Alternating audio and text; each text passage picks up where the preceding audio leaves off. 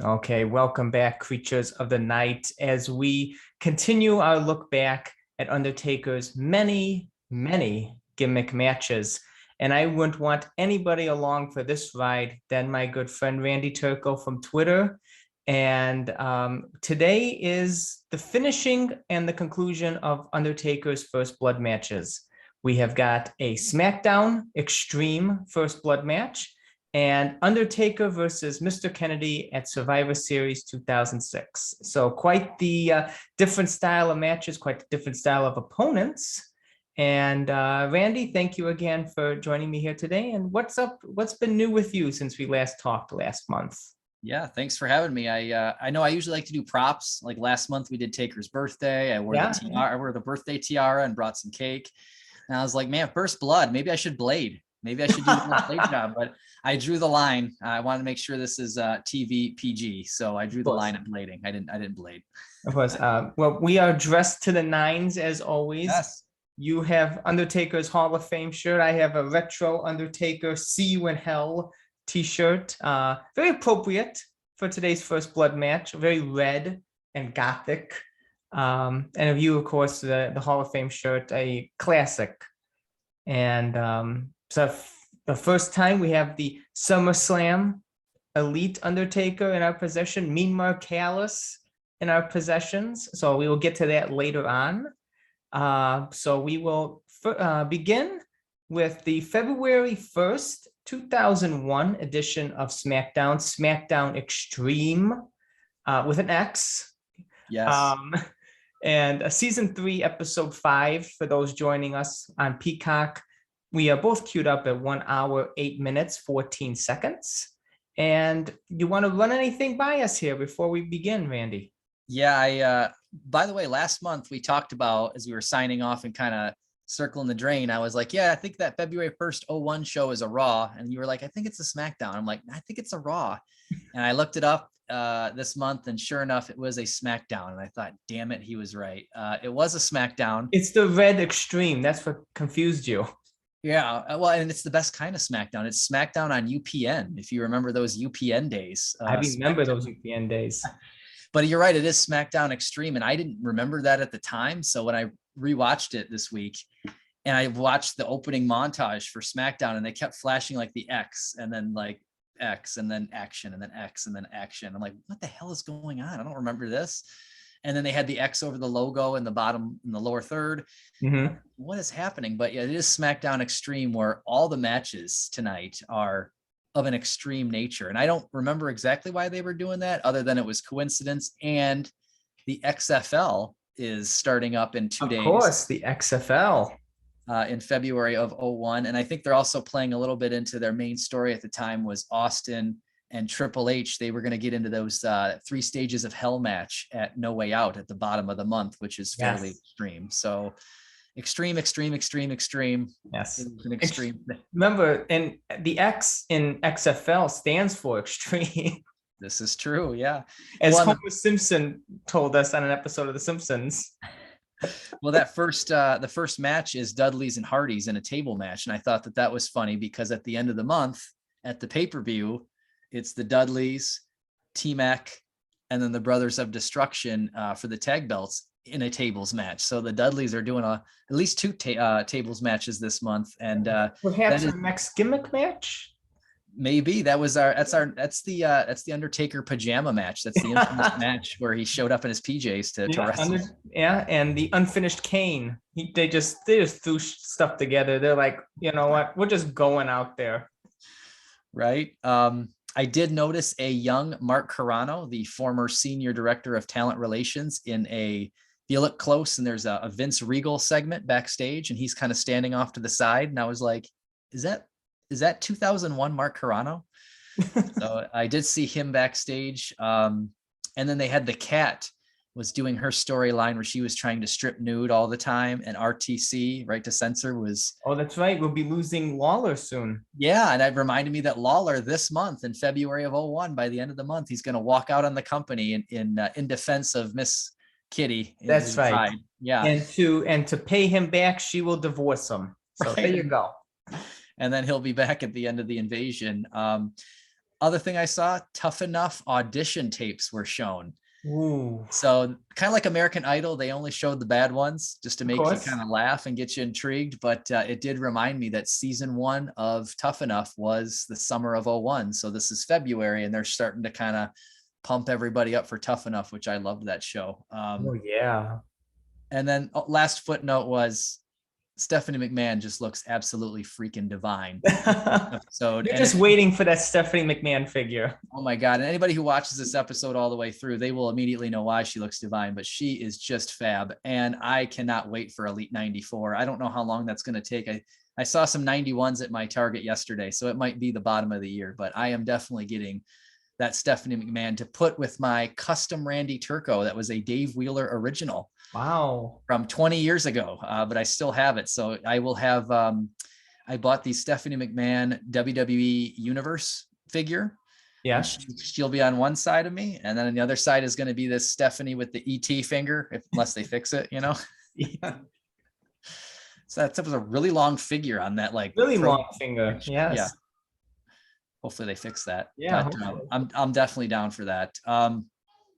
They have one promo. I kind of scrubbed through the episode, and they have one promo right before the match where Taker talks about how Haku and Rikishi split him open on Raw before SmackDown this week. I remember this. Yeah, and he said tasting his own blood reminded him of what he used to be. So he kind of is throwing back already to his dead man persona, which I loved. And then Kevin Kelly asked Kane, why are you siding with The Undertaker after feuding all this time? And Kane says, blood is thicker than water. And I was like, yes, that's amazing. What a great line considering the first blood match. Yeah, and let us not forget the best part of Undertaker's promo, that tasting his own blood turns him on. Yes. So now we know what really makes Undertaker tick. Right. On two ends of the spectrum, it's blood and tasting his blood. And on the other end, cucumbers. So on either end of the spectrum.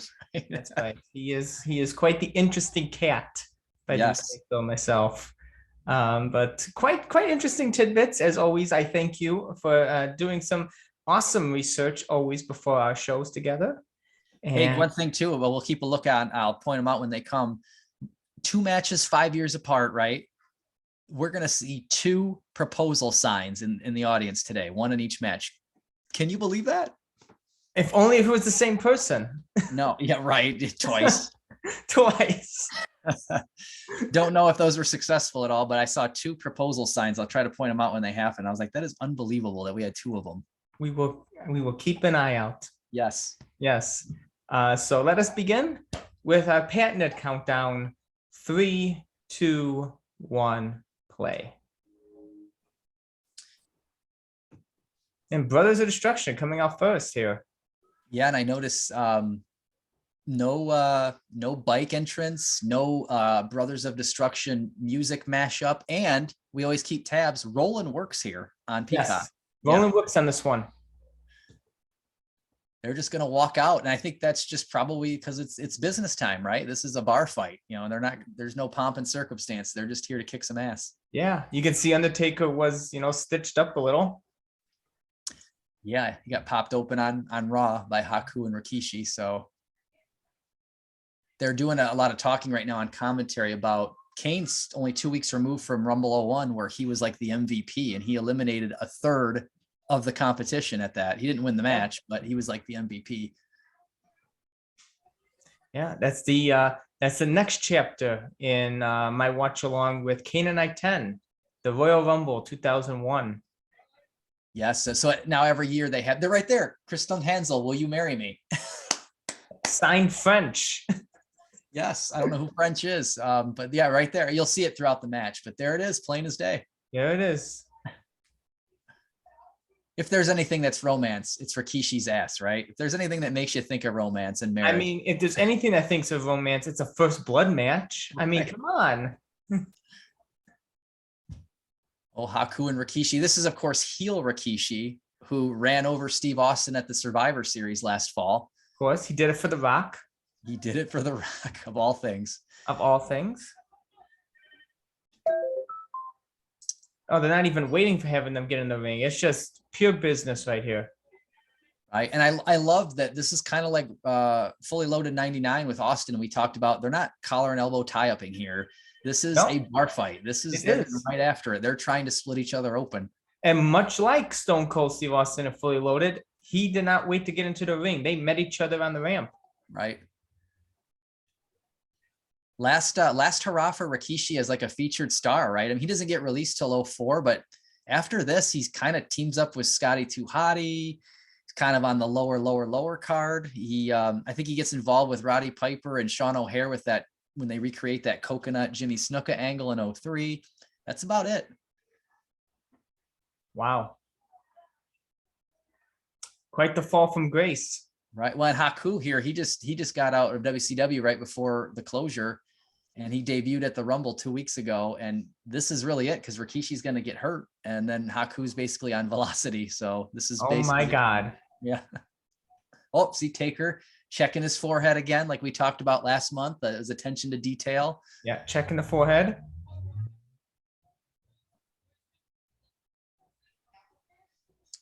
It's kind of cool here how they pair off Taker and Rikishi in the ring being featured, but yet you can still see Kane and Haku going at it outside, and then eventually they'll kind of switch. Yeah, I mean, you can't miss Haku with the big hair. No.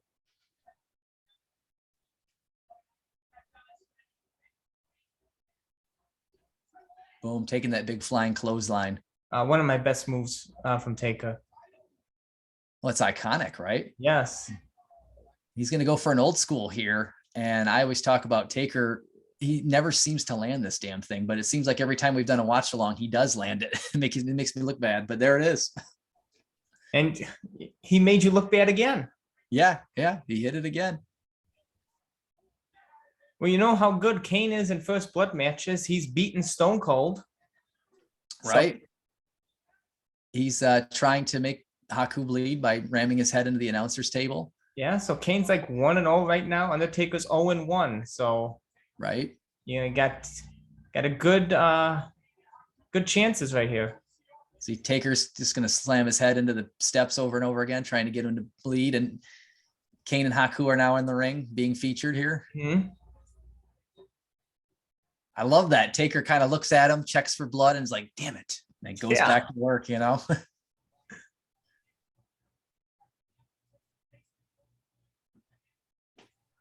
Big, huge leg drop from Kane.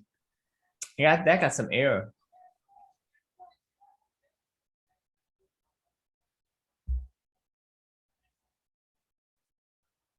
Oh, he's got the chair. Got the chair ready. Oh. Taker was going for murder, but Rikishi got in the way, and then hits that crescent kick. You can't commit murder on live TV. Too many witnesses. No. Well, here's Rikishi trying to draw first blood with a chair by hitting Taker in the back. Okay. Yes, of course. I mean, backs can bleed. Right.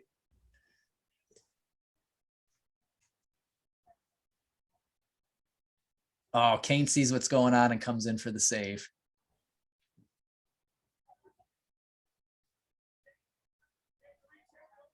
And Rikishi's only 2 months removed from being tossed off a cell. He was tossed off the cell into that hay truck. Yeah. Yeah. That is a bump I would not want to take. I don't care. Safe or not. No way. One of Rikishi's, crowning moments in his career is that. Right. I mean, what can you say about a career from running down Stone Cold Steve Austin, being tossed off the Hell in the Cell into a hay truck, and dancing with Scotty 2 Hotty and Grandmaster Sexy? Yes. I mean, what a career. See, there, Rikishi hits him in the head, and Taker has to check for blood. He checks his forehead. Like, that makes sense. Kane's got an advantage here, right? With a mask, not only not being split open, but not showing it. Yeah. I mean, I'm surprised he didn't bust out the 2 sleeved arms. Right. Apparently 1998 Kane was a little bit smarter. Rikishi's going to go for a stink face here on, again, masked Kane. I don't know how well it would be effective. Yeah, I don't think it'd be too effective.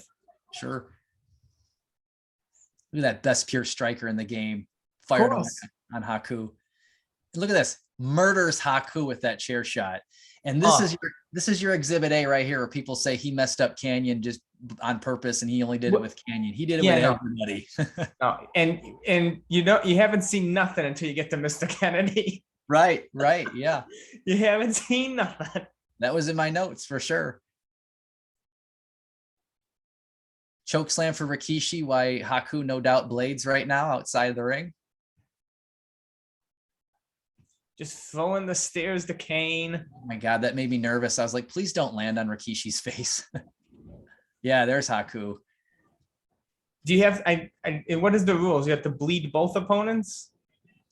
I think just any of them have to bleed, but I don't think the referee has seen. Oh, and he just took the stairs to the face, so Rikishi will be bleeding too. But I don't think he's seen Haku yet to call the match. Come on, Chioda. Look alive. Right. Now we get Haku in the ring where Kyoto could possibly, was it Kyoto? Or the ref could possibly see him. Yeah, now he saw him. Ding, ding, ding. And both guys are bleeding. Both someone.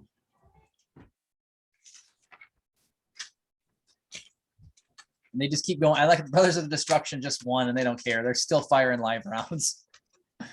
Undertaker's going for pure murder. Right? Maybe this is why we don't see Haku very long in the WWE. Maybe. Much like Chronic later on in the year. Right? That 1 month or 2 months. Well, Taker gets his first blood. This is his only first blood win here. Yes, he is now 1-1 in first blood matches. Right. And I love to see the dominance out of Kane and Taker, and revisionist history now that I'm watching it and I know what happens. It's interesting. Like, they were really beefing up the Brothers of Destruction as this great dominant tag team. And I wonder if that's because they knew in 2 months they're going to be at Backlash. They're going to be tag champs. And they're going to be fighting Triple H and Steve Austin in a triple title match. Yeah.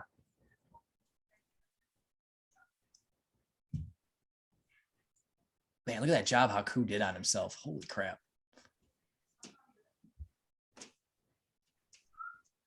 Just think, if they would have given the Brothers of Destruction the tag titles at No Way Out, we may have had the brothers in the TLC match. Right? Yeah, I don't know. Fun match on SmackDown. That would have been cool to see them in TLC, but I don't know if I want to give up. I guess I say I don't know if I want to give up Triple H, Undertaker 1, but I guess we got 2 other matches later on, I suppose, at WrestleMania with him. Yeah, Triple H, Undertaker 1 is so good, though. It is good. It is really good. Yeah. They're re-showing Taker murder Haku with the chair and Kane murder Rikishi with the stairs, and that is it. And they're both going to do their fists in the air. And that's it. That's it. Again, a nice, a fun little match on SmackDown. As we saw in our last series of matches with Undertaker's tag team championship wins, sometimes SmackDown matches can excite you and just be super fun, quick little matches that you could just enjoy. And this was no different. It was a fun little first blood match here. It was fun. And I watched it, no doubt, when it was going on at the time, especially in college. I had nothing else going on. I'm sure I watched it, but like watching it 20 years later, it was kind of cool to relive it a little bit and kind of, like you said, be surprised because you don't remember stuff 20 years later. And I thought this will be a nice extra point on top of the Kennedy match, just a little brief little thing. And I didn't look at the timers for both, but like the Kennedy match maybe was quicker, to be honest, even though it's on pay-per-view. It was really, really quick. The Kennedy match was, so this one might even be a little longer. Who knows? Yeah. Where are you queued up here? I am queued up. Let me see. I got to find, this is the thing about doing 2 of them. I got to find, I'm under pressure now while being recorded. It's fine. I'm doing it too. This is my main issue with Peacock is they don't have chapters. No, season 20, like whatever. I mean, they don't have chapters in the pay-per-view. You could just pick matches. You have to skim through, and then you have to get stopped by commercials each time. Yep. I wrote in my notes 127:27. So wow, what a timestamp. Right. 127.27. So we'll see if that was correct when I get there after I sit through my 60-second penalty. 127.27.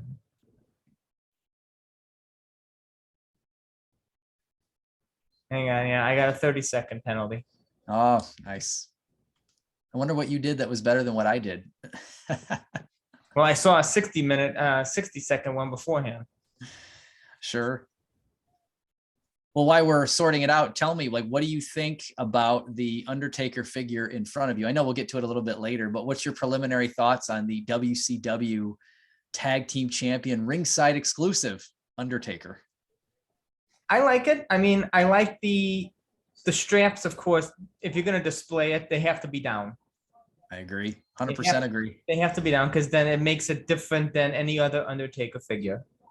I feel like the head could have been better. Just feel the head could have been better. I wish that they could have printed some kind of logo on the beanie cap. But all in all, not bad. You know, it's an Undertaker figure. They can't screw it up too badly. I definitely agree. I think that a logo would have made it more apparent that it's actually a beanie. Like without the logo, you're like, is that supposed to be a beanie or like a bucket hat like Gilligan wears? Or Yeah. I think a logo definitely would have helped. I think with the beanie and the sunglasses, it looks like a much better figure. Right. Without the beanie and the sunglasses, the head scan is not too great. Like I said, it could be a better head scan would have been better head sculpt maybe. Sure. But the beanie and the sunglasses make the face. Yeah, and I agree. You got to roll that shirt down too. I know Alex Dorio from Talking Taker talked about how it's a Dancing Steven Richards tank top or club top, basically, where it's like a crop top. You know, yeah, it's a crop top. Yeah, yeah, it's like I'm like, really. But yeah, so you definitely got to display it down. Plus, I don't think I have any displays in my DTOF right now that shows that BSK tattoo. So I think that's really cool. It is only the second Mattel Undertaker with the BSK tattoo. I'll be damned. I didn't even know that. First one is a basic from the Elimination Chamber pay-per-view series back in 2010. So we almost have a duty to display it with the straps down. Yes. You have a basic and an elite. Sure. And I think there's only very few Jakks Pacific ones have the BSK tattoo. Maybe about less than 5 only have it. So it's a very rare thing to have an Undertaker figure. So if you're going to display them, definitely the straps have to be down. Definitely agree. Yeah. So I'm queued up now, 127.30. I went a little far, so I'll wait till you say go, and then I'll wait 3 seconds. And then I'll exactly 127.30 also. Oh, nice. I stopped it with Chimmel in the ring. Only build up here is that Kennedy, that microphone that he used to lower from the ceiling. I mean, he pounded Taker with that in the forehead and then split him open in the build up to this match. And then Taker responds by carrying Kennedy on the entryway. And I don't mean carrying him like a baby. I mean, like carry the movie. Like Mr. Kennedy is standing at the top of the stage and then he has blood rain down on him like he's in Carry the movie. And that sets up the first blood match, this little feud that they have going. And I think the only promo is right before this match starts. MVP tells Kennedy that if things start to go sideways, I got your back. And Kennedy doesn't really respond. And I remembered they were kind of frenemies. Like they helped each other against the Brothers of Destruction because MVP's feuding with Kane, Kennedy's feuding with Taker. That the Brothers of Destruction are trying to give the young guys a rub, but they weren't friends themselves because they would often throw each other to the dogs. It would occasionally happen, but they did also help each other because they definitely didn't like the Undertaker and Kane either. So it's kind of like a 2-on-2 scenario. So MVP says he's going to help him. We'll see. Undertaker goes 0-2. To Mr. Kennedy in this match. He lost via DQ at No Mercy in the United States Championship match, if I'm not mistaken. He used the title to hit Kennedy. Very un-Undertaker-like, something he's only done like maybe once before against JBL at SummerSlam to get himself DQ'd again. So that's what brings us to Survivor Series. First Blood, just because exactly what you mentioned, Kennedy using his microphone, which then of course has Undertaker respond by blowing up the microphone in Kennedy's hand one Right. week. Of course, we get the carry, the raining down of the blood, and which brings us to Survivor Series, Undertaker's third and last First Blood match, which is kind of surprising. You know, he still has 15 years to go from this pay-per-view, and no more First Blood matches. And at least 4 or 5 as a full-time guy too, And you know. at least 4 or 5 as a full-time wrestler, at least 2 to 3 years with it not being PG. So they still had, you know, that 2.5 years left to go in 14 TV and didn't utilize no more First Blood matches. It's kind of crazy. But one of my notes here, you mentioned Kennedy, you know, kind of taking 2 out of 3 in this feud here. Another argument you hear once in a while on Taker, which I don't understand, is he doesn't lose, or he doesn't pass the torch on to people ever. And I'm like, I don't understand that. He does get a lot of wins because he's a freaking legend, number one. But number two, like Exhibit A right here. I mean, here's Mr. Kennedy, the young guy at the time. Yeah. And Taker's doling out torches on his 16th anniversary at Survivor Series, which is one of the big 4. And he has no problem doing it. Just look at the people he's had beat him in the past. I mean, before this, you had Kurt Angle, you had Randy Orton, John Cena. You know, had so many young talent Undertaker go up against. He's lost matches too. And you have so many after this as well. Brock Lesnar before this as well. Forgot about him before in 2002. You have so many people before and so many people after. I mean, to make that argument is ridiculous. Unfounded. Yeah, I can't tell you how many times, they're all rumors, of course, but I can't tell you how many times I read that Taker was willing to give up the streak along the way. Like Randy Orton, sure. Yeah. Mark Henry, sure. Like, Batista, go ahead. Right. Edge, you got it. And it was it's almost like he couldn't wait to get rid of it. Right. It was either Vince or Taker, or Vince, or the opponent rather, that would say like, nope, I'm not doing it. Nope. Yeah. But Survivor, like you said, 16-year anniversary, and just like all those other unfounded rumors, you know, it just falls in the same category as what we're gonna see here, as he virtually murders Mr. Kennedy with a steel chair. Puts all the other rumors to rest about how he treated Canyon differently. I mean, he plays whack-a-mole. Yeah, with he shot Randy Orton's head almost clean off his body a year prior as well. Haku, Undertaker was an equal opportunity giver with his chair shots. Yeah, that's just of course, knowing what we know now with CTE. It's changed, but at least back then, that's the way it was. That's the way it was. The way to make it look real is to have it be real. Right. Basically. Not saying it's good, but you know, it's just how it was. And but we have Tony Chimmel paused in the ring. Let's not have him be paused there anymore. Poor Tony. Let us hit play in 3, 2, 1. Play. One thing I forgot to mention here, Kennedy in his interview where MVP says, "I got your back." His strategy today is to wear Vaseline on his forehead like a boxer, so he doesn't split open. I'm not a boxing guy or an MMA guy. Like, I don't know if that actually helps, but that's his strategy going in. I mean, there you go. Tony Chimmel getting a nice little name card there, with his name being spelled correctly. As opposed to if you hack him into the SmackDown versus Raw games, his surname is spelled incorrectly with 2 M's. So a nice little tidbit for those out there who hack the non-playable characters into SmackDown versus Raw. I loved Mr. Kennedy. I thought he was going to be the bee's knees. He's Really? immediately taken the turnbuckle pads off here, trying to find an advantage somewhere once the match starts. But are you kidding me? I'm a JFK guy. My kid's name is Fitzgerald. Like, anybody named Kennedy? Like, I know he's named Kennedy because of VKM, obviously, but I was just like, a guy named Kennedy. I hope this guy makes it. And he did win Money in the Bank, and just kind of went sideways after that. Of course. Oh, okay. I never cared for him, but that's just me. I was rooting for him. He was never up there with The Undertaker. Oh my God, no. But I was rooting for him because I really liked a guy named Kennedy succeeding in wrestling, but it didn't work out. And you said your son's name is Fitzgerald? Yeah, didn't you know that? Yeah. Not interesting choice of name.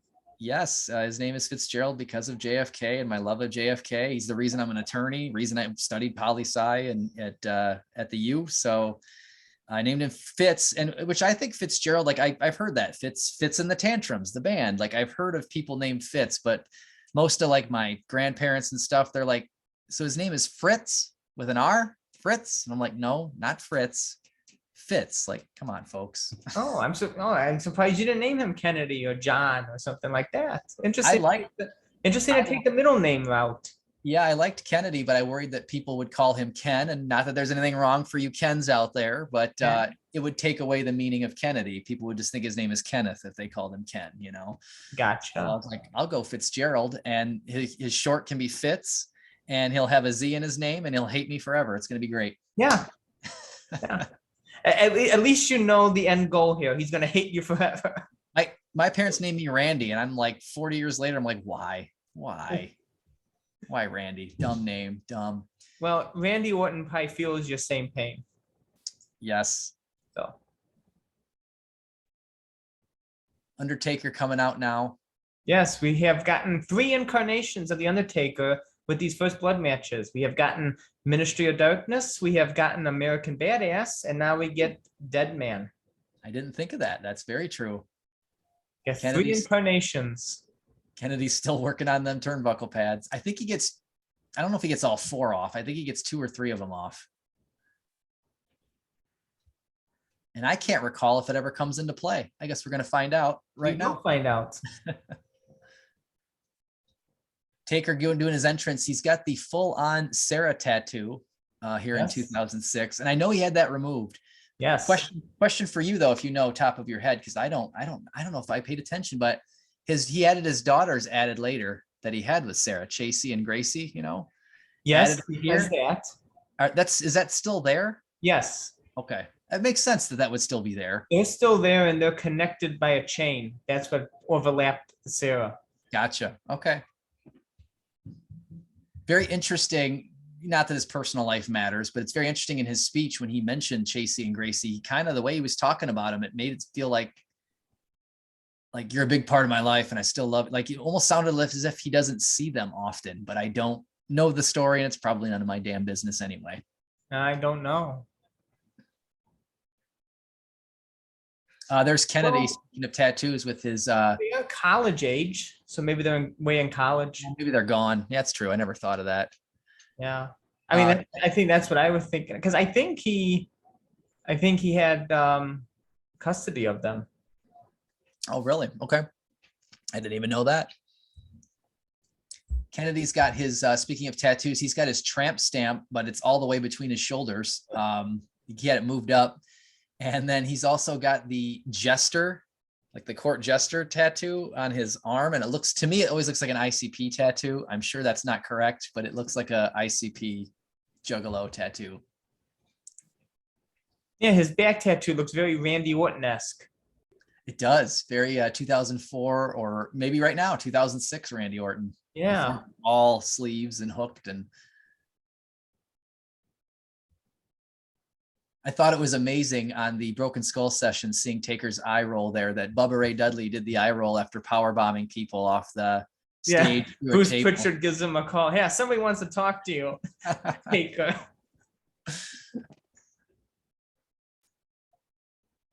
So they're doing a lot of talking here about Kennedy, his rookie year, his first year through, not quite Kurt Angle's first year, but Kennedy, they're pumping him up as defeating 5 former world champions in this first year.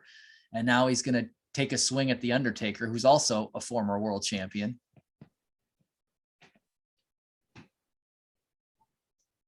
Always like the 2 large demon logos on Undertaker's legs here. Yeah, they got one of the shirts they reproed for Halloween, or for Halloween, for Hall of Fame was this one with that demon on there. Taker no selling the right hands. And then Kennedy goes down with one right hand. I love it.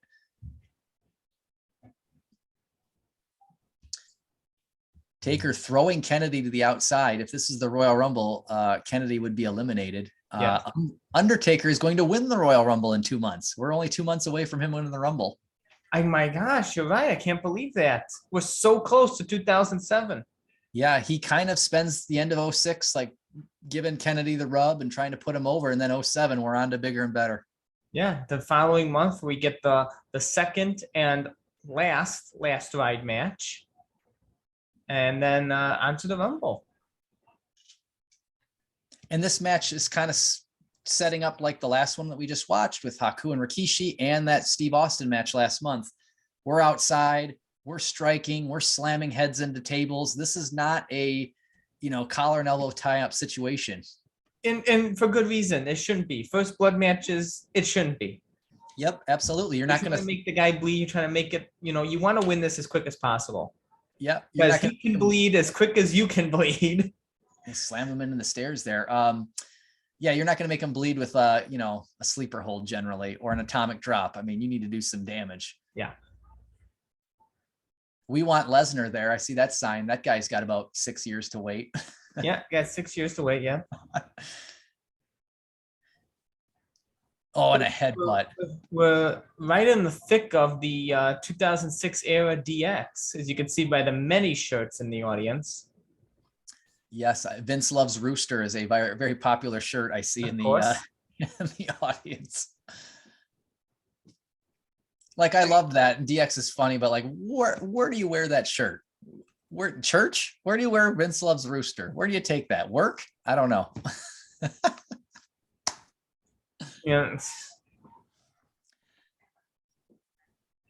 I still have the shirt. You got me stumped. I mean, it's quite the yeah. I mean, I still have the shirt.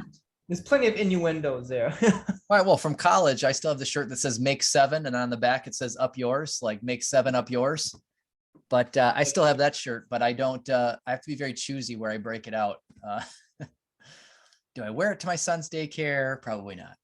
I mean, why not? I mean, they can't read. Yeah. I mean, if you're not going to wear it out to a school or a daycare, are you really living your life? I'm going to do what I want to do. Yeah.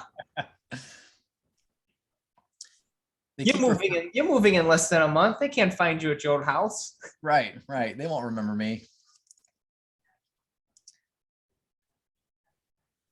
They keep referring to Taker on commentary as the 4-time world champion. And I think they're doing that to pump him up as a former world champion. So when Kennedy beats him, they can add him to the tally. But 4-time, we know he's going to be a 7-time. It's crazy to me that in 06, late 06, he's still got 3 titles to win. Yeah. Kennedy, another little thing to notice here, he's wearing red trunks, much like Randy Orton wear red trunks in the famous Hell in the Cell match. So whenever there's going to be blood or color, opponents tend to wear, either white or red to really bring it out. Yeah, and especially with a guy like Kennedy with that bleached hair, it reminds me of Ric Flair. I mean, anytime Ric Flair blades, which seems like every other Tuesday when he was wrestling, but with that white hair or that gold hair, like it really stands out when he bleeds in his hairline. And so Kennedy's a perfect opponent for something like that. Taker's going to go for a rare superplex here, which originally on my notes, I wrote superplex. That's amazing how he can do this right now. This man's 7 foot, 300 pounds, but like from a first blood standpoint, that's not going to make him bleed. And then right away, commentary starts talking about Kennedy bleeding internally, from moves like that. And that could work. He could cough up the blood. Right. He could bleed internally, his ribs.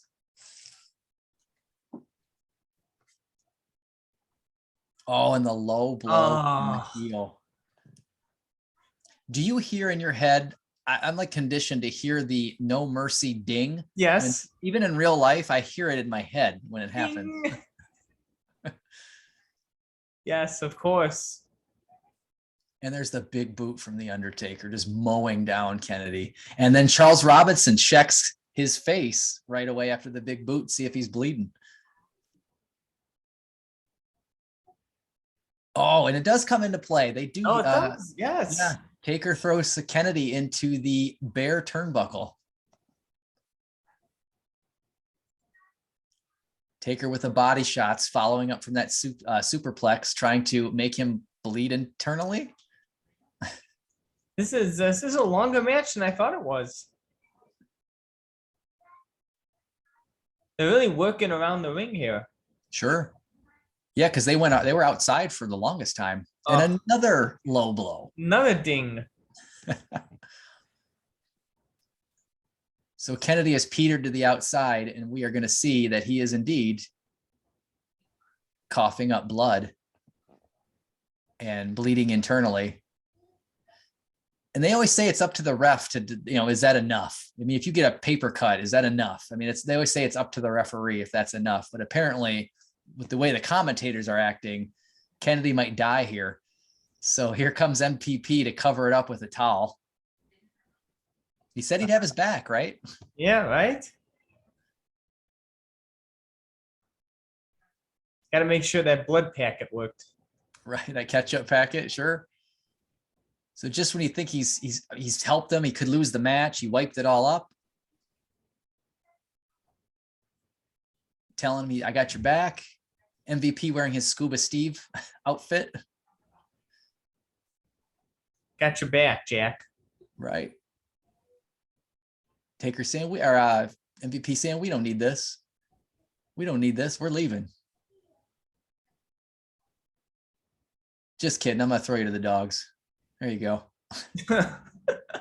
Apparently Kennedy did this to MVP a couple weeks ago, so he's paying him back, I guess. But you really think Undertaker's going to pull out the win now?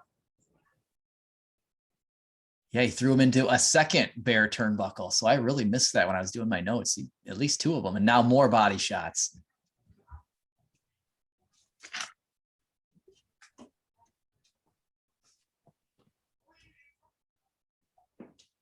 I'm looking for that proposal sign. I know it's coming up. Oh, that's right. From French. Hopefully it's from French again. Yeah, hopefully. The first one didn't go good, so might as well try again 5 years later. There you go. Taker ate the, I think the spot was screwed up a little bit. He was supposed to eat that turnbuckle, but he didn't. So Kennedy got up and threw his head into it really quick. So now Taker might be bleeding. Little Nate is checking.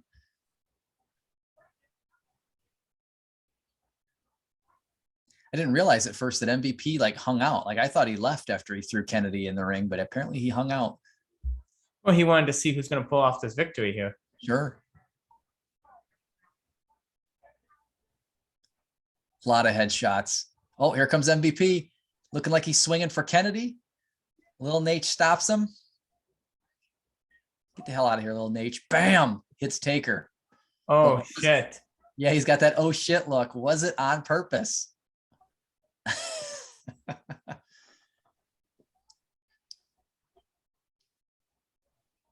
If I was MVP, I wouldn't. Taker's busted open.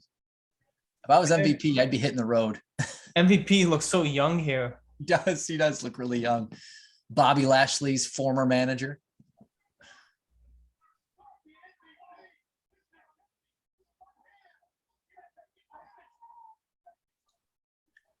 Kennedy back there. Marry me, Maria. Oh, he just put it up a second ago. But Kennedy with the headshots, making it look like that blood's from him.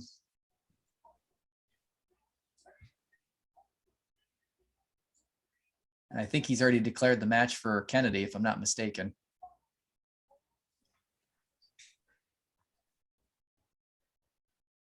So what MVP tried to do is classic backfire. Classic. You think you're hitting the right person, and of course the wrong person gets hit. Much like Shawn Michaels in SummerSlam '97. Yeah. Oh, I was so distraught at the end of that match. He lost the belt and terrible. But Kennedy wins. The only red things about him are his trunks and his really, really terrible tramp stamp on somehow moved up north between his shoulders. And his semi-bleeding mouth, Yes. the drying out packet.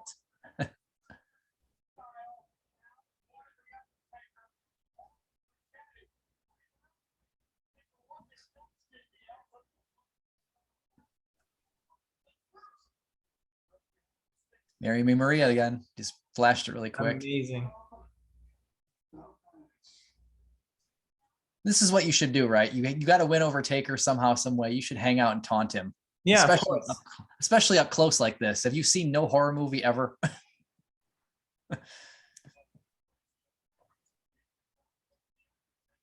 With the goozle, there goes the microphone. The microphone's getting the hell out of there. Yeah, I would too. He's just destroying Kennedy's head. And like you mentioned, here comes the chair shot coming up when Taker picks up this chair. Yeah, that's it. I mean, just plays whack-a-mole. Just going for murder. Ding. Oh my God. At least when Undertaker hit Canyon, at least he held on to the chair. Right. Oh my gosh. Kennedy's probably thinking, all right, I got the win. I'm going to get the win tonight. I don't have to blade. This is going to be great. No, you're still going to have to bleed.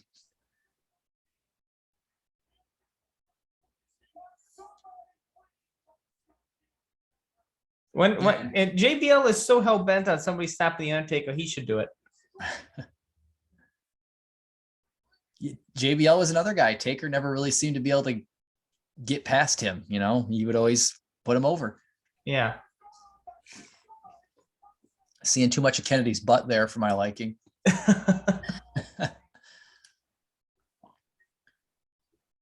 Gonna tombstone Mr. Kennedy.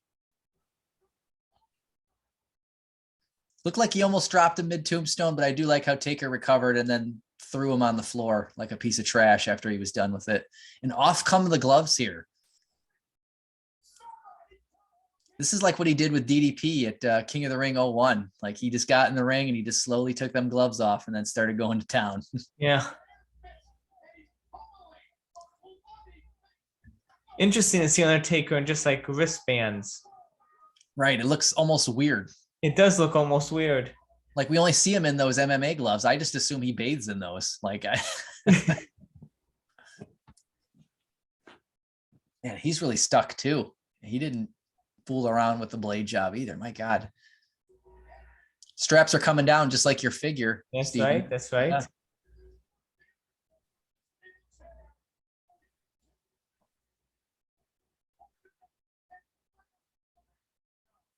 Yeah, that chair's seen better days. Yeah. You can't return that to Home Depot anymore. No. No. McMahon's not getting his $10 back on that. Lil Nate is attempting to carry Mr. Kennedy's carcass out of the ring. And I think Undertaker does a Shakespeare pose here with the wearing the crimson mask. That's pretty cool.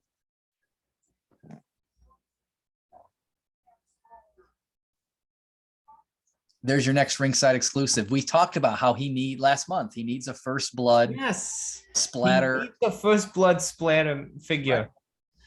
Alex and I were kind of texting back and forth about like, what haven't they done now? I mean, really, other than they can do multiple heads, a regular head, a face with all the blood with the eyes rolled back and the tongue out. They could do so much. Short hair Taker from the Hardcore Championship run, whether it be with RVD or maybe you put him with Maven if you get him on a Legends deal. People love the whole Maven eliminating him from the Rumble thing. And blood, do a blood one. I'd be all up for that. We need a blood Taker. That might be ringside exclusive. It may not be a retail thing, but I don't care. Yeah, I don't think WWE will ever okay it though. I know, right? Boo. Yeah, they won't okay it. That's the end of the match. Now we're on to King Booker. Yeah, and new Hall of Famer Queen Sharmell. I thought she did a good job with her speech, by the way. This is not a Queen Sharmell podcast, but not. I was impressed by her speech. I thought she did a damn good job. Yeah, I think the whole class did.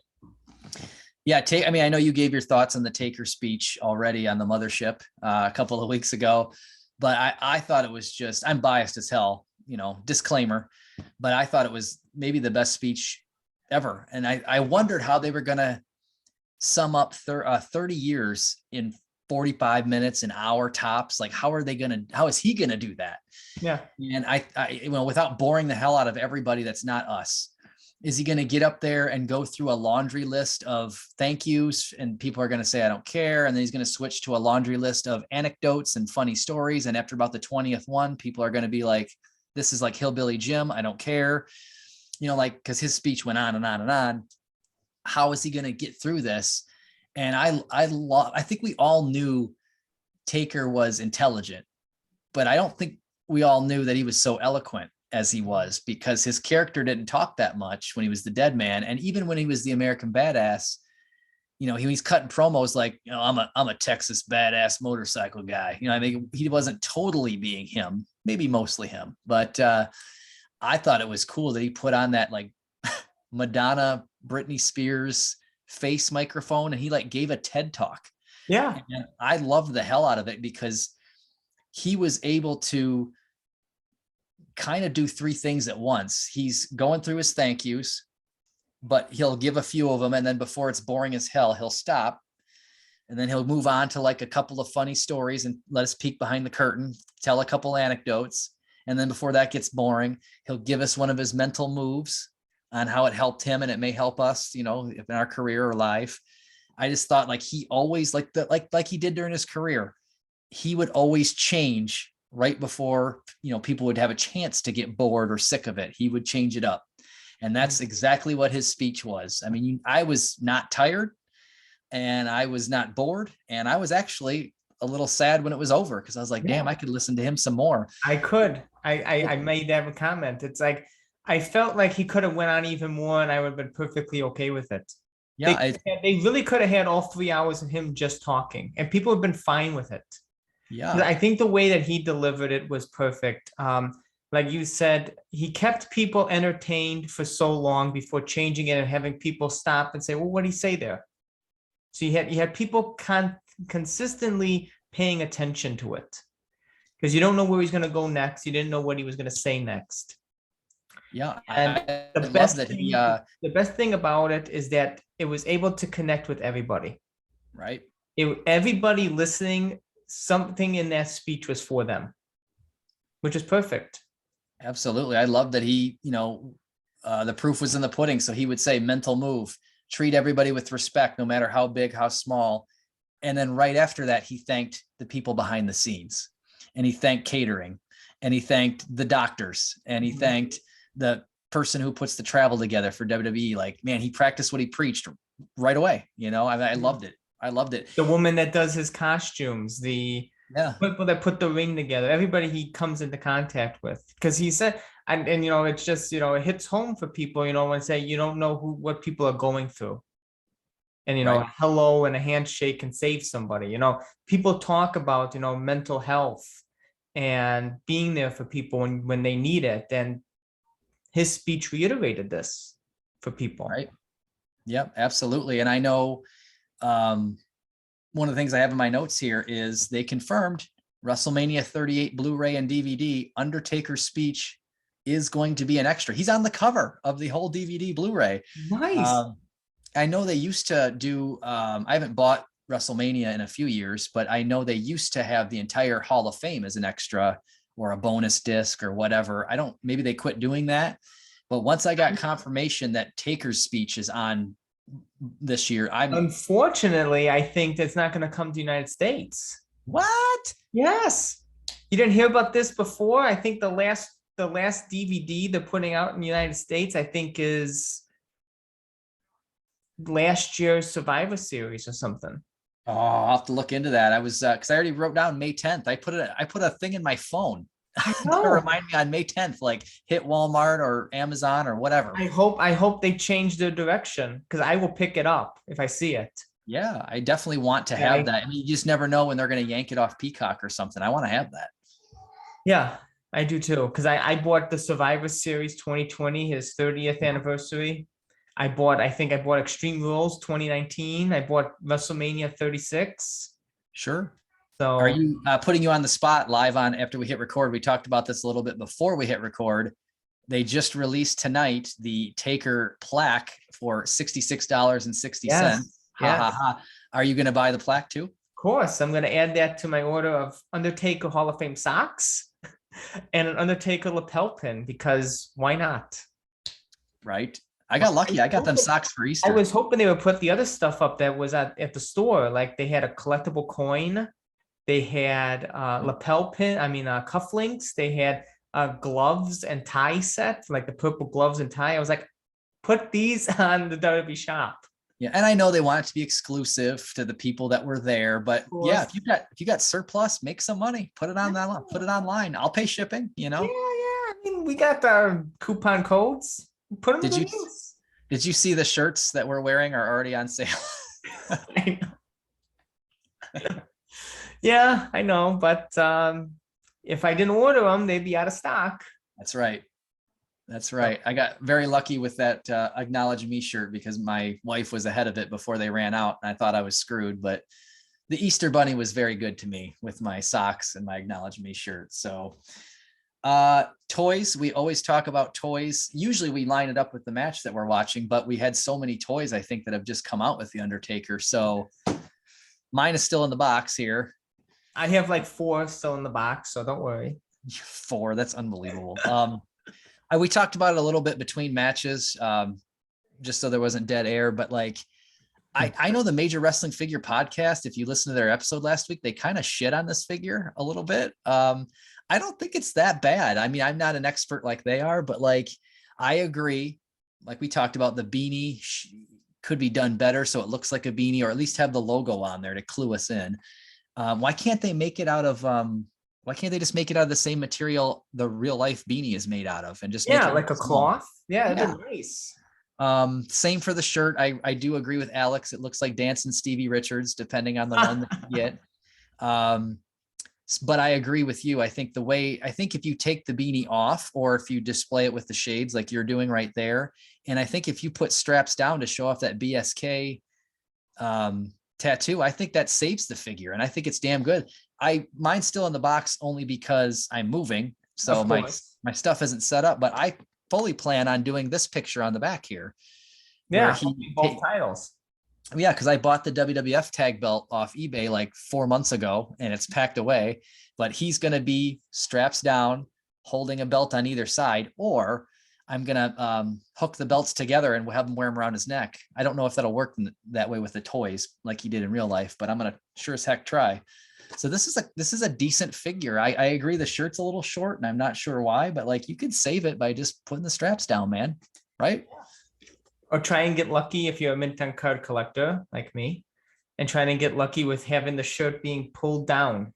Right? Just kind of like shake it. They do for cigarettes, right? Just tap it, you know? And if you do open it, you get a sweet SummerSlam backdrop. I did not know that. I can't wait. Yeah. So I can see it. I have it upside down. So yeah. Very nice. Nice little backdrop. You could put in your Detolf. Sure. Yeah. And I know you have found it as well. Mean Marcalis. Yes. What is your thoughts on this?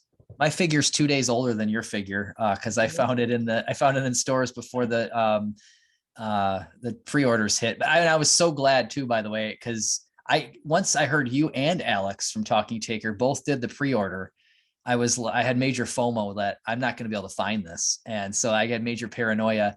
And since I found him and like the street date passed on Easter of all days, you know, he has risen, I guess, but he's everywhere now. I've seen him 3 or 4 times now, so it's not a problem, but I was just paranoid that people were going to like this was going to be rare or something, or people would want to sell it on the secondary market. So they'd all be gone, but he was fairly easy to find. And Major Wrestling Figure Podcast, as much as they shit on SummerSlam Taker, they loved this figure. And I agree. I love this figure too. I think this is great.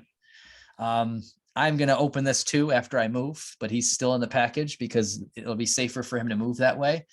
But like even like the design for his gloves, like the mesh is drawn on there. I think I'm going to use the Heart Punch glove hand though. I think that's what I'm going to do. Oh And yeah.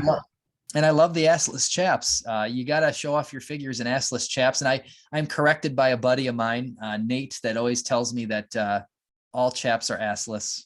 Otherwise they'd be leather pants, Randy. But regardless, any figure in chaps that's the Undertaker, you got to use it. I'm definitely going to display this. It's and I think you said on the mothership last week that his face could be used for some 1990 takers if they want to use that. Yeah, I like it. It's definitely something that they can reuse for 1990, 1991, even Undertaker. Because that face scan that they use with the mullet, it's overdone. It doesn't really, look too much like him. Sure. And and I don't know if it's the printing or the mold or anything, but this one looks amazing, so much like him that I think they can keep the face, maybe add longer hair, and you got a great early Undertaker figure. I mean, I don't even remember how long Mark Callis's singles run was after he got rid of Spivey and Sid, and like, is this the early part of 1990? And like, I would have never dreamed in a million years like this was going to get a representation through a figure. Yeah, like I said, if they didn't get a representation during the Jakks Classic days where they were putting everybody out, right? I thought it would never happen. Right. I thought, especially now at the end of his career, that it's probably something he wouldn't want to look back at, but apparently he okays it now. Right. This and the shirt that came out last year, like this is awesome. Well, even if he wasn't very fond of his Mark Callis days, I don't know if he is or not, but I'm sure that he's fond of the checks, when they roll in. So I'm sure he's fond of those. I would be. What would be really interesting is if anybody ever gets this signed, will he sign it? Mean Mark Callis. Oh, good call. Because Major Wrestling Figure Podcast talks about how Taker is one of those few guys that you can't like, you feel weird demanding things of like, can you use this color? Can you sign it like this? Don't put it here. Like Taker's one of them guys you just kind of like. Actually, so the twice I met him, funny story is that he asks you which color pen. Yeah. He asks you which color pen do you want and where do you want it signed? So jealous. If he can come to Chicago or obviously Minneapolis, like I will pay the 3 or 4 hundo and make that happen. And then I've been jealous of you and the Talking Taker guys for at least the 2 years of the pandemic when there was nothing happening. I'm like, man, if I ever get a chance, now that he's a little more free, maybe I'll do that. Yeah. There's always Comic-Cons in Chicago. So maybe one day he'll be booked there. It would be awesome. That's where I met him. Met him twice in Chicago. Sure. So hopefully you get that good luck. I'm going to ask about that hook. We're going to get that answer before I'm dead. I'm going to ask the dead man before I'm a dead man. That's right. The plan. That's right. You just got to hope. You just got to hope his answer is a little bit more than, I don't know what you're talking about. Right. Like, I don't know, man. That just the lady, the costume lady, she set me up with it. I don't know. Like, oh, come on. It was attached to my pants when I bought them. Right. I just left it on there. Well, these two figures, I don't know about you, but I feel a little post-Christmas letdown because you and I have been talking about these figures for months. Yeah. And now they're here. So there's not a lot on deck. It's not completely zero, though. They pumped out so much Undertaker at once, but the Bret Hart 2-pack, the Top Picks Elite, the basic Top Picks, the Mean Mark Callis, the ringside Undertaker. Now it's. Yeah. I mean, maybe WrestleMania 38 Blu-ray. I'll look into that. We'll see what happens there. You got the Superstars line. The Superstars line. I think they're on wave 1 right now, and he's wave 3. I think. Wave 3. I don't know about you. I think that's a Walmart exclusive, right? And I think that's going to be brutal because, and I'm not hunting for anything right now, but all I've ever seen is Ric Flair's. I have not even seen the other ones in the wild. Yeah, that's all I've seen too is Ric Flair. One thing good, I know Honky Tonk Man and Ric Flair are available on the app. So hopefully as series progresses, the online may be getting more and more, and maybe the stores may order more, as at least he was not wave 1. Right. where they were Let him just testing the waters with it. At least he's a little further out where they can see how many to order. work out the kinks a little bit. And he looks a little bit like Decade of Domination Undertaker, but I don't care. I still want him. Oh yeah, yeah, definitely. It might be, I don't even know how long it'll take him to get to Wave 3, the end of the year, like the fall. It's my best guess. I have no idea. Probably he may come out around Survivor Series time. Which, I mean, Halloween time is the Undertaker's time. Yeah, yeah. I'm hoping that they give us a Hall of Fame Undertaker, him in a suit. I mean, right? That's one of Alex's suggestions when he and I were texting, like, what's left? He thought maybe a Hall of Fame figure. It's so easy. You pop off the top pick's head because it got the braid, and you have suit molds. Right. Just reconfigure a Vince McMahon suit. And Vince McMahon oversized Jack suit. How about that? I mean, you got it. You just add like the design to his jacket because he had a patterned jacket. Yep. So you just added a pattern to the jacket, and then you're good. It's just black. Right. It's a black pants, black arms, black shirt and tie. It's so easy. Yeah, and he's got to have the Britney Spears drive-through. They have that mold from the DDP Legends figure. Yes, the drive-through microphone. They have that mold, so it's perfect. It's literally everything they have at their disposal. They literally just have to build it together. Right. Build your own Undertaker. We could do it. There's your next Build-A-Figure. Build your Undertaker. Well, we got the Hallmark ornament too that you talked about in October. I've got that bookmarked on my phone, October 8th. I do keep tabs on the keepsakes every year, Undertaker or otherwise. I think Taker's the first WWE collaboration that they've had. Yes. But I've got a few of them on my tree every year where like I've got a Genesis and a Super Nintendo that you press it and it makes like the noise from Super Mario. And I hope that they have a Taker one with noise eventually. This cost a little bit more, but this one does not have noise. It just looks like Taker, and he's got his arms kind of spread out there, and it's still damn good. We bought gingerbread ornaments, we bought snowman ornaments, we bought WWF Undertaker ball ornaments. Yeah, a Hallmark ornament is going to be just added perfectly into the collection. Absolutely, it'll go right in there, and hopefully I'll find that last gingerbread man one day. Yeah, eventually we'll find them. Hopefully we become just as lucky as last one. Quantity 2, make offer. Right. Yes. Yeah. We'll do it live on the show. Yeah, of course. And then hopefully we get that plush buddy, that Canadian plush buddy. I still haven't got that. Every time I look on eBay, it's like $100+. And I'm like, man, I'm buying a house. I probably shouldn't do this, but I really, really want it. Yeah. So I hope that we get a swing at it in the States. Yeah. Hal Haney was talking about like he thinks it's going to be, but he doesn't know when, obviously. Yeah. It's so crazy. He went to Canada first. It's like weird. Yeah. It's like my Foo Fighters. It seemed like they would give a lot of stuff, tour dates, exclusives. It would always go to England first. And I'm like, you're from here. Give it to us. It's like Canada's keeping Toys R Us's. They're getting Undertaker plushes. They're taking all the good stuff away from us here. Right. My state touches Canada, but it's like a good 8 hours just to get to the line, let alone find a store that has them. Yeah. Good luck. And good luck finding one now. Probably it's all sold out everywhere. Right. Yeah. Question I got for you. 2 questions to close us out. Shoot.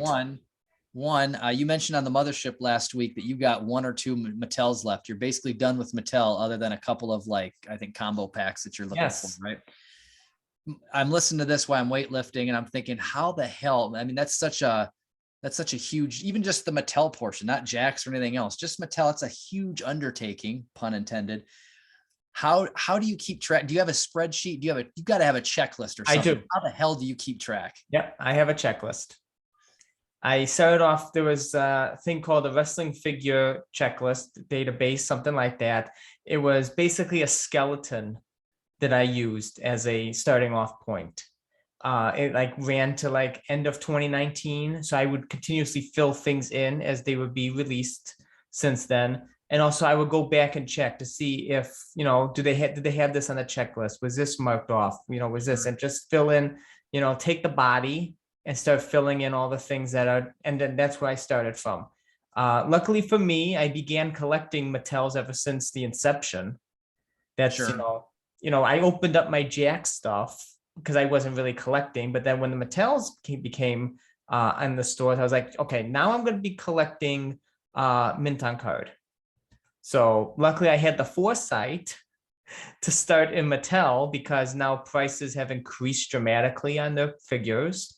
So it's just like things I had to rebuy when I moved down to Florida was, damaged in transit, as things happen. Don't tell me that. I'm moving in 2 weeks. Well, you didn't have to move states. Yeah, that's true.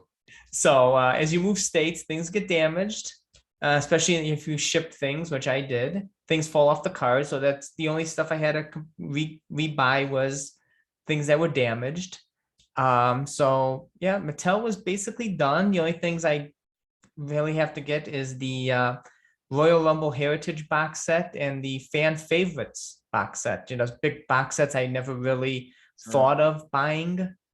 But that came back to bit me and say, you know what, I need box sets. Yeah, I'm sure you've had plenty of moments like I did. I talk about NECA Elvira right now as one of the banes of my existence, and finding her. I held her in my hand and I said, yeah, I probably don't need this. I'm good. I walked away. They must have just unloaded a box of 4. And I saw 4 of them on the shelf. I just walked in at the right time. And I was like, never walk away. Never walk away. Right. And I just was like, well, I love Elvira. I read her book last year. I'm a big horror movie guy, as you know. I thought, yeah, but do I need her when I don't know the layout of my new house yet? Will I have a spot for her is the question. I'm like, yeah, I probably shouldn't spend $40 when I don't know. I'll hold off. And I put her down and I left. Of course, those 4 are long gone now. Buy first, think later. And you can always return it, right? You can always return. You can always get your money back. Oh my God, so dumb. Now I'm paying for it. Yeah, and as you can see, I do have a checklist. I know the lighting is terrible. Okay, yeah. But yeah, there's the checklist. It's in a Google Doc. I have it always handy with me. That was my next question. Is it electronic, or are you like doing this kind of checklist? No. I have actually 2. I have one saved on my computer with pictures. So I have a picture checklist. So in case if people don't label it correctly on the internet, sure. I can say, okay, is this the right one? Am I looking at the right one here?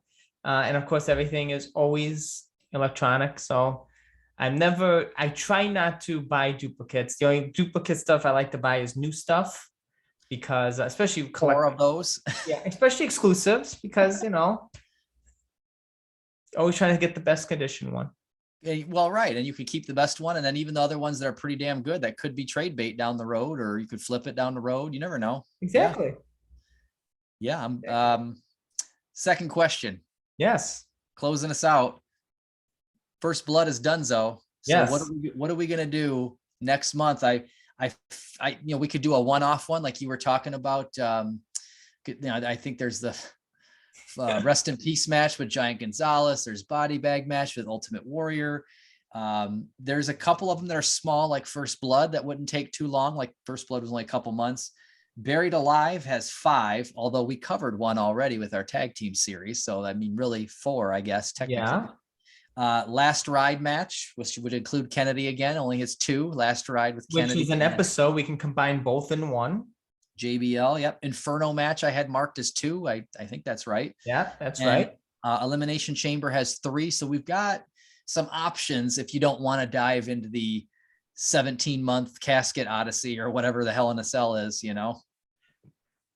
I am good with either of those, actually. I like the idea of the Last Ride.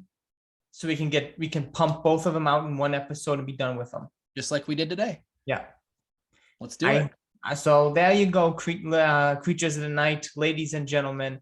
Join us here in the month of May as we take our last ride with JBL to close out that feud, and with Mr. Kennedy as that closes out that feud, as we give you another double feature of the last ride matches of The Undertaker against JBL at No Mercy 2004, That's and right. Mr. Kennedy at Armageddon 2006.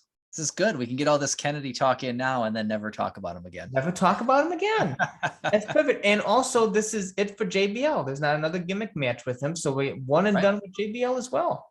Right. Perfect. And then sounds good to me. Yeah, I say as June rolls around, we'll see what I like the idea. Maybe we'll do the elimination chambers, pump those away. What's funny is I took my notes and I wrote down all of them. I count, remember I did a tally mark and just saying like, this is going to take us 4 years or give or take. And I had the tally mark for every single kind, even the one-offs. And I recycled my notes. I'm like, after the pod came out, I'm like, cool, I can recycle these notes. I don't need them anymore. And now I'm like, damn it. Now I got to count all those up again. I should have kept an electronic checklist like you did. Right. Right? Comes in handy. Well, you don't have to recount first bloods and you don't have to recount the last rides. Right. Perfect. So thank you again, Randy, for joining me here. You can follow him at Pokey's Little Dog on Twitter, where he gives you your treadmill, This Week in Treadmill Horror History every Friday. Is it still Friday? Yeah, it's Friday. I got to do that when we sign off here. Perfect. Thanks for reminding me. You're welcome. You're welcome. And every little tidbits from horror, John F. Kennedy, and The Undertaker, anything else in between, you can find on his Twitter. And you can follow me at Collect Up Dead on Twitter, Collecting Dead Man on Instagram, and make sure to like, comment, and subscribe on this YouTube video. And as always, creatures of the night, I thank you for joining us here on this very long, very inclusive look back at The Undertaker's gimmick matches. We'll be coming to you next month with the last ride matches. And as always, creatures of the night, join us here next time. Same Taker time, same Taker channel. Keep on rolling, baby. We'll see you then.